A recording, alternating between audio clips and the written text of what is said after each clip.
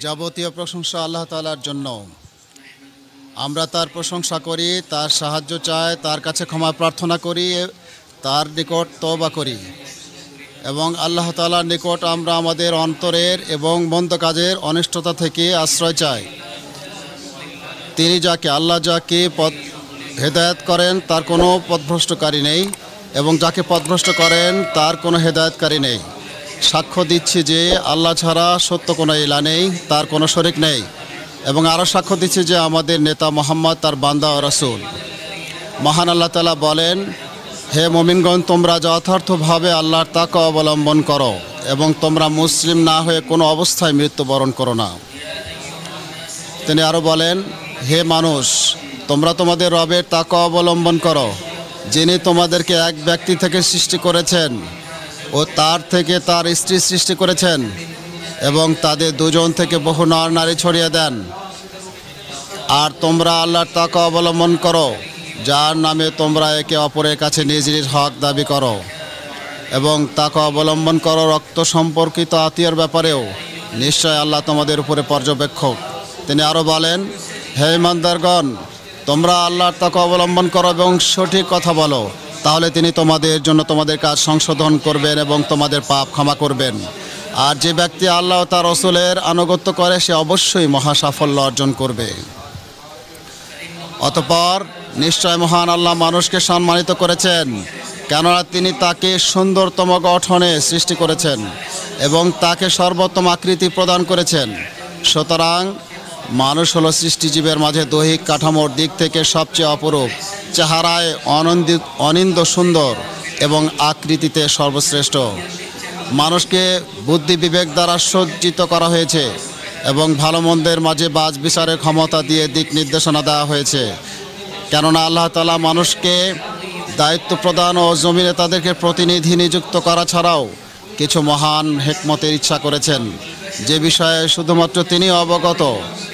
মানুষেরা বাহ্যিক সৌন্দর্যের অনুপাতে একে অন্যের উপরে শ্রেষ্ঠতা লাভ করে থাকে, তবে তাদের রবের নিকট বাহ্যিক অবয়বের ভিত্তিতে তারা শ্রেষ্ঠত্ব লাভ করে না, বরং আল্লাহ তাআলার নিকট দৈহিক সৌন্দর্য তাদের বিন্দু মাত্র উপকারে আসে না এবং তিনি এর প্রতি সামান্যতম ভ্রুক্ষেপও করেন না। বস্তুত আল্লাহর নিকট মর্যাদার তারতম্য অন্তরের নিষ্কলুষতার ভিত্তিতে হয়ে থাকে, যাকে মানুষ তাদের চর্মচক্ষু দ্বারা অবলোকন করতে পারে না, কিন্তু সেটাই হলো বান্দার প্রতি আল্লাহর দৃষ্টি দেওয়ার স্থান। রাসূল সাল্লাল্লাহু আলাইহি সাল্লাম বলেছেন, আল্লাহ তোমাদের বাহ্যিক আকৃতি ও শরীরের দিকে দৃষ্টিপাত করেন না, বরং তিনি তোমাদের অন্তর ও আমলের দিকে দৃষ্টিপাত করেন। হিলিয়াতুল আউলিয়া। আল্লাহর বান্দাগণ, অন্তর হলো সমস্ত অঙ্গ প্রত্যঙ্গের বাদশা, আর সমস্ত অঙ্গ প্রত্যঙ্গ তার সৈন্য সামন্ত। অন্তরের নির্দেশ তারা পালন করে এবং তার ভালো বা মন্দ প্রকাশ করে। কাজেই অন্তর যদি ভালো হয় তাহলে তার সৈন্য সামন্তরা যাবতীয় সৎ ও কল্যাণকর কাজে সাড়া দেয়, আর যদি তা নষ্ট হয় তাহলে যাবতীয় খারাপ ও অনিষ্টকর কাজে সাড়া দেয়। এর দলিল হলো সত্যবাদী রাসূলুল্লাহ সাল্লাল্লাহু আলাইহি সাল্লামের বাণী, জেনে রাখো, শরীরের মধ্যে একটি মাংসের টুকরা আছে, তা যখন ঠিক হয়ে যায় গোটা শরীরই তখন ঠিক হয়ে যায়, আর তা যখন খারাপ হয়ে যায় গোটা শরীরই তখন খারাপ হয়ে যায়। জেনে রাখো, সে মাংসের টুকরাটি হলো কালব বা অন্তর। সহিহ বুখারী ও মুসলিম। বান্দা আল্লাহর দিকে ধাবমান হওয়ার পথ অতিক্রম করে কেবল তার অন্তর দিয়ে, শরীর দিয়ে নয়, কেননা আল্লাহর নিকট পৌঁছে দেয় এমন মৌলিক ইবাদতগুলোর স্থান হলো অন্তর এবং তা সেগুলোর উৎস। যেমন আল্লাহ ও তার রাসূলের প্রতি ভালোবাসা, আল্লাহর কাছে কোনো কিছুর আশা ও তাকে ভয় করা, তাকে সম্মান করা, তার উপর ভরসা করা এবং তার প্রতি একনিষ্ঠ হওয়া, তার দিকে প্রত্যাবর্তন করা।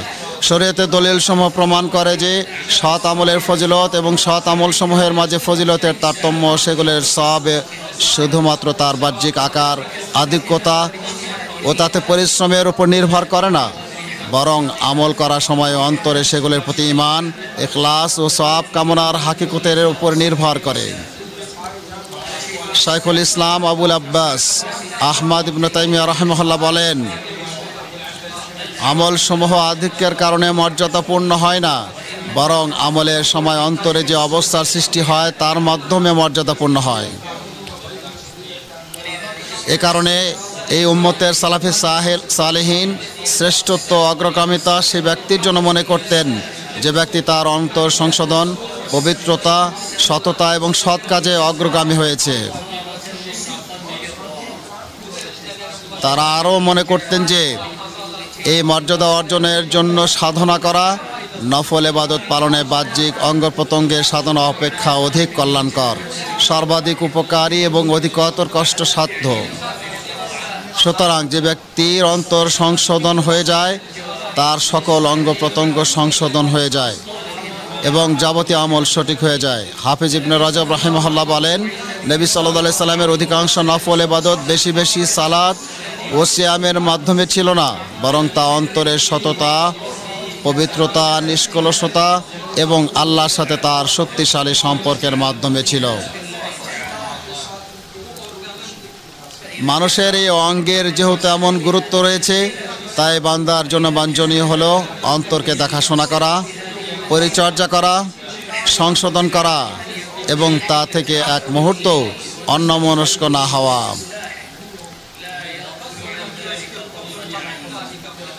সুতরাং প্রকৃত নূর হলো অন্তরের নূর, বাস্তবিক দূরদৃষ্টি হলো হৃদয়ের দৃষ্টি এবং তা সংশোধনী প্রকৃত সংশোধন। মহান আল্লাহ তাআলা বলেন, বস্তুত চোখ তো অন্ধ নয়, বরং অন্ধ হচ্ছে বুকের মধ্যে অবস্থিত অন্তর। এজন্য মুহাম্মদ সাল্লাল্লাহু আলাইহি সাল্লামের অন্যতম দোয়া ছিল আল্লাহুম্মা জাআল ফি কলবি নূরা, অর্থাৎ হে আল্লাহ আপনি আমার হৃদয়ে নূর দান করুন। সহিহ বুখারী। হে আল্লাহর বান্দাগণ, বান্দার উপরে অন্তরের সুস্থতা ও তার নিষ্কলুষতা রক্ষা করা তার শরীর অঙ্গ প্রত্যঙ্গের সুস্থতা রক্ষা করার চেয়ে বেশি জরুরি। কেননা শরীরের অসুস্থতার সর্বোচ্চ পরিণত হলো অসুস্থ ব্যক্তির মৃত্যু, যা প্রতিটি সৃষ্টিজীবের শেষ পরিণতি। কিন্তু কলবের অসুস্থতা ও তার বিনষ্টতার পরিণত হলো কুফর বা নিফাক, যা মূলত দুনিয়া ও আখিরাতে অপমান ও লাঞ্ছনাকে অবধারিত করে। আল্লাহ তাআলা আমাদের এ থেকে রক্ষা করুন। কিয়ামত দিবসে লাঞ্ছনা থেকে মুক্তি পাবে কেবল সেই ব্যক্তি যে শিরিক মুক্ত হৃদয় নিয়ে আল্লাহর নিকট উপস্থিত হবে। নিষ্ঠাবানদের ইমাম ইব্রাহিম খলিল আলাইহিস সালামের জমানা মহান আল্লাহ তাআলা বলেন, আর আমাকে লাঞ্ছিত করবে না পুনরুত্থানের দিনে, যেদিন ধন সম্পদ ও সন্তান সন্ততি কোনো কাজে আসবে না। সেদিন উপকৃত হবে শুধু সে যে আল্লাহর কাছে আসবে বিশুদ্ধ আত্মকরণ নিয়ে। আমাদের নবী মুহাম্মদ সাল্লাল্লাহু আলাইহি সাল্লামের অন্যতম দোয়া হলো ওয়া আসআলুকা কলবান সালিমা, অর্থাৎ আর আপনার কাছে বিশুদ্ধ অন্তর প্রার্থনা করছি। সুনানে তিরমিজি। আর বিশুদ্ধ অন্তর হলো সুস্থ এবং শিরক, বিদআত ও সংশয়মুক্ত অন্তর, যে অন্তর নানা আপদ ও ঘৃণ্য বিষয় থেকে দূরে থাকে। বস্তুতে এমন অন্তর হলো তাওহীদবাদী মুমিন ব্যক্তির অন্তর, কেননা কাফের ও মুনাফিক ব্যক্তির অন্তর অসুস্থ।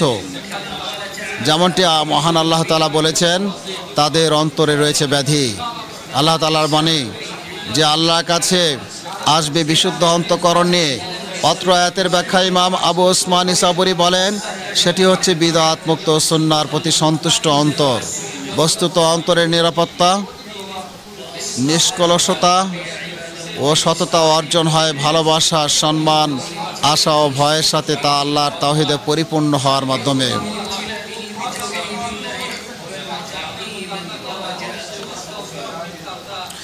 এই রকমগুলো দ্বারা হৃদয় যত বেশি আবাদ হবে তা ততই কল্যাণময় হবে।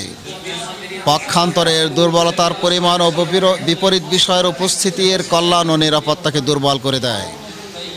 ইমাম ইবনুল কাইয়িম রাহিমাহুল্লাহ বলেন, 5টি বিষয় থেকে মুক্ত থাকা ব্যতীত অন্তরের নিষ্কলুষতা অর্জিত হয় না।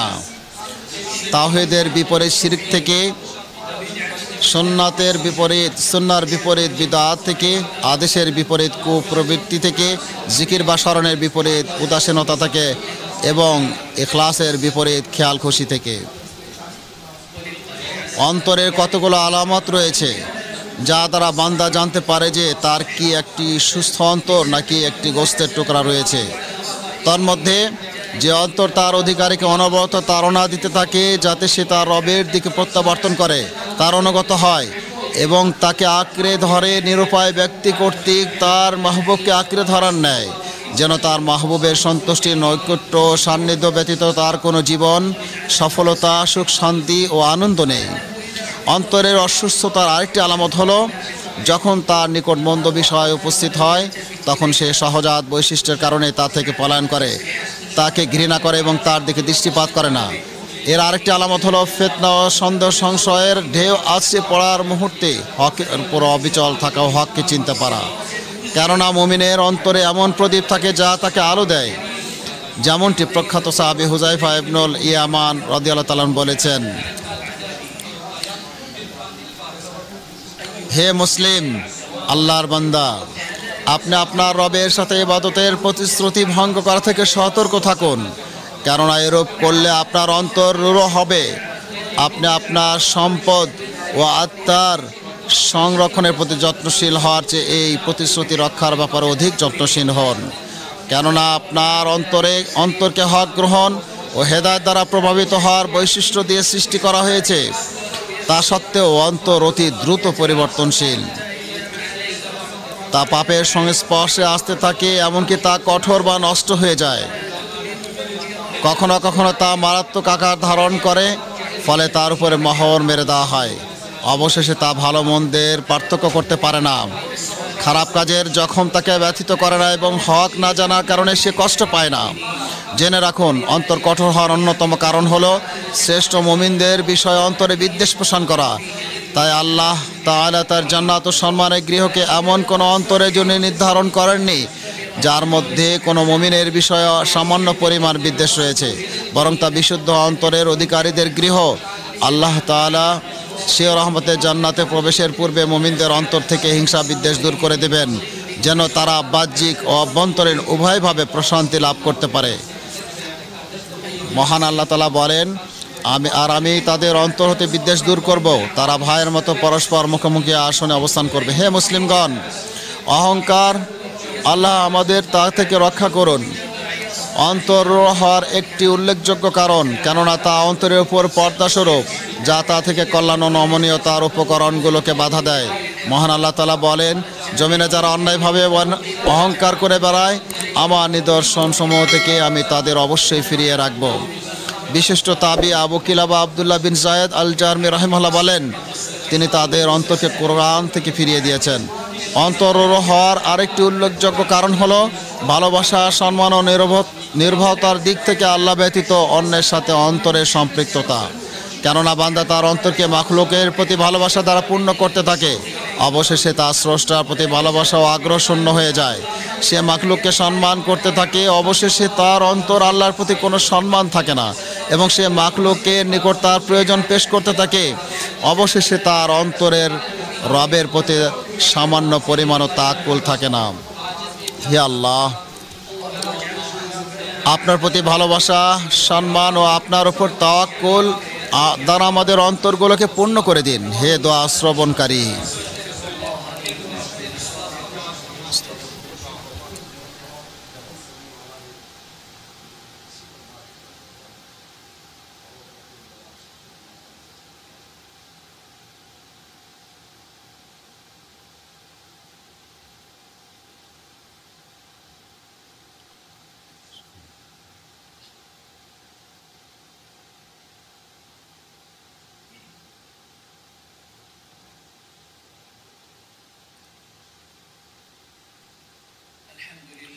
যাবতীয় প্রশংসা আল্লাহ তাআলার, যার হাতে রাজত্ব এবং তিনি সর্বময় ক্ষমতার অধিকারী। দরুদ ও সালাম বর্ষিত হোক আমাদের নবী, আমাদের ইমামের উপরে, যিনি সুসংবাদ দানকারী এবং সতর্ককারী। অতঃপর অন্তর যখন রোগাক্রান্ত হয় তখন তা ক্ষতিকর বিষয়ের প্রতি আকৃষ্ট হয় এবং উপকারী বিষয়কে অপছন্দ করে। তাই অন্তরের জন্য সবচেয়ে উপকারী বিষয় হলো তা রোগাক্রান্ত হওয়ার পূর্বেই তাকে রক্ষা করা। আর এর উপায় হলো পাপ ও গাফলতি থেকে দূরে থাকা, যা অন্তরের কল্যাণের চরম শত্রু এবং তার রোগাক্রান্ত, রূঢ় ও নষ্ট হওয়ার সবচেয়ে বড় কারণ।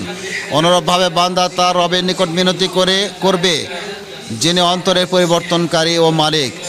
তিনি যেন তার অন্তরকে সংশোধন করে দেন, নিরাপদ রাখেন, দিনের উপরে অটল রাখেন ও হেদায়েত দান করেন। যেমনভাবে মুত্তাকিদের ইমাম রাসূল সাল্লাল্লাহু আলাইহি সাল্লাম দোয়া করতেন। এছাড়াও বান্দা তার অন্তরে ব্যাধি অনুভব করার সাথে সাথে শরঈ চিকিৎসা গ্রহণ করবে, যা আল্লাহর রহমতে আরোগ্য দানকারী। আল্লাহর বান্দাগণ, অন্তরের রোগতার সবচেয়ে উপকারী ওষুধ হলো অধিক পরিমাণে আল্লাহর জিকির করা। এতেই রয়েছে পূর্ণ আরোগ্য, যা সকল ধরনের রোগ থেকে মুক্তি দেয়।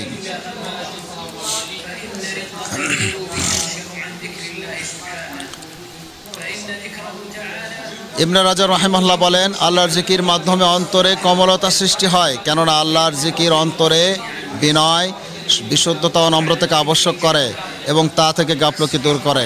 সবচেয়ে সম্মানজনক অন্তরের জন্য অধিক ফলপ্রসূ জিকির হলো আল্লাহর নাজিরকৃত কালাম ওহির মাধ্যমে তার জিকির করা। মহান আল্লাহ তাআলা বলেন, যদি আমি এই কোরআন পর্বতের উপরে নাজিল করতাম তবে আপনি তাকে আল্লাহর ভয়ে বিনীত ও বিদীর্ণ দেখতেন। সুতরাং হে আল্লাহর বান্দা, আপনি গভীরভাবে চিন্তার সাথে কোরআনের আয়াতগুলো তেলাওয়াত করুন, বিনয় ও মনোযোগ সহ তা শ্রবণ করুন। আপনি যন্ত্রণাদায়ক শাস্তির আয়াতগুলো থেকে উপদেশ গ্রহণ করুন, মহাপ্রতিশ্রুতির আয়াতগুলোর প্রতি আগ্রহী হন এবং পূর্ববর্তী উম্মতের ঘটনাবলী ও তাদের বিষয়ে আল্লাহর যে বিস্ময়কর কুদরত প্রকাশিত হয়েছে তা থেকে শিক্ষা গ্রহণ করুন। তাহলে সম্ভাবনা রয়েছে যে রোগ অনুযায়ী চিকিৎসা হবে এবং আপনার অন্তরে নিরাময় পেয়ে যাবেন। যে ব্যক্তি তার হৃদয়কে কোমল করতে চায় সে যেন এতিমের মাথায় হাত বোলায়, মিসকিনদের খাবার দেয় এবং অসহায় মুসলিমদের খোঁজ খবর নেয়। হারাম বিষয় থেকে দৃষ্টি অবনত রাখা অন্তরে নিষ্কলুষতা অর্জনের অন্যতম মাধ্যম, কেননা আল্লাহ চক্ষে অন্তরের দর্পণ করেছেন। কাজেই বান্দা যখন তার দৃষ্টিকে অবনত করে, অন্তর তখন তার প্রবৃত্তি ও ইচ্ছাকে নিয়ন্ত্রণ করে, আর বান্দা যখন তার দৃষ্টিকে সংযত করে না তখন অন্তর প্রবৃত্তিকে নিয়ন্ত্রণ করে না। হে আল্লাহ, হে অন্তর পরিবর্তনকারী, আমার অন্তরকে আপনার দিনের উপরে অবিচল রাখুন। অন্তর পরিচালনাকারী হে আল্লাহ, আপনি আমাদের অন্তরকে আপনার আনুগত্যের উপর স্থির রাখুন। হে আল্লাহ, আপনি দুরূদ সালাম ও বরকত নাজিল করুন সেই ব্যক্তির উপরে যার অন্তরকে সর্বোত্তম অন্তর বানিয়েছেন, তাকে আপনার জন্য নির্বাচিত করেছেন, আপনার রিসালাত দিয়ে তাকে প্রেরণ করেছেন এবং আপনার ওহীর মাধ্যমে তাকে সম্মানিত করেছেন। হে আল্লাহ, তার সমস্ত সাহাবীর উপর সন্তুষ্ট হয়ে যান যারা ছিলেন এই উম্মতের সর্বাধিক বিশুদ্ধ অন্তরের অধিকারী ও গভীর জ্ঞান সম্পন্ন এবং সর্বনিম্ন কৃত্রিমতা সম্পন্ন। হে আল্লাহ, আপনি আবু বকর, ওমর ফারুক, জিন্নুরাইন, ওসমান ও হাসান হোসেনের পিতা আলী রাদিয়াল্লাহু আনহুর উপর সন্তুষ্ট হয়ে যান। সমস্ত তাবি ও কিয়ামত অবধি যারা সঠিকভাবে তাদের অনুসরণ করবে তাদের সকলের প্রতি সন্তুষ্ট হয়ে যান এবং আপনার দয়া অনুগ্রহে আমাদেরকেও তাতে সামিল করুন। হে পরম দয়ালুময়, হে আল্লাহ, আপনি ইসলাম ও মুসলিমদের সম্মানিত করুন, শিরক ও মুশরিকদের লাঞ্ছিত করুন, দিনের শত্রুদেরকে ধ্বংস করুন এবং আপনার মুমিন বান্দাদেরকে সাহায্য করুন। হে আল্লাহ, আপনি আমাদের দুর্বল ও অত্যাচারিত ফিলিস্তিনি ভাইদের জন্য সাহায্য করে অবিজয়ী দানকারী হয়ে যান। হে আল্লাহ, আপনি নিরাপত্তাহীনদের নিরাপত্তা দান করুন, ক্ষুধার্তদের খাবার দান করুন, আহতদের সুস্থতা দান করুন, বন্দীদের মুক্ত করুন এবং তাদেরও আপনার শত্রুদের উপর তাদেরকে বিজয় দান করুন। হে উত্তম সাহায্যকারী, হে আল্লাহ, মুসলিম দেশসমূহে নিরাপত্তা দান করুন এবং তাদেরকে সংশোধন করে দিন। হে আল্লাহ, আমাদের শাসক খাদেমুল হারামাইন শরীফাইনকে হক ও হেদায়েতের মাধ্যমে শক্তিশালী করুন। হে আল্লাহ, আপনি তার সহযোগীদেরকে সংশোধন করে দিন। হে মহাসম্মানিত, হে আল্লাহ, তাকে ও তার নায়েবকে যাতে দেশ ও জনগণের কল্যাণ রয়েছে তার তৌফিক দান করুন। হে দয়াবান, আমি আপনার সন্তুষ্টির মাধ্যমে আপনার ক্রোধ হতে, আপনার ক্ষমার মাধ্যমে আপনার শাস্তি থেকে আশ্রয় গ্রহণ করছি, আর আপনার আশ্রয় গ্রহণ করছে আপনার হতে। আপনার প্রশংসা করে আমি শেষ করতে পারবো না। আপনি নিজে ওইরূপ যেরূপ আপনি নিজের প্রশংসা করেছেন।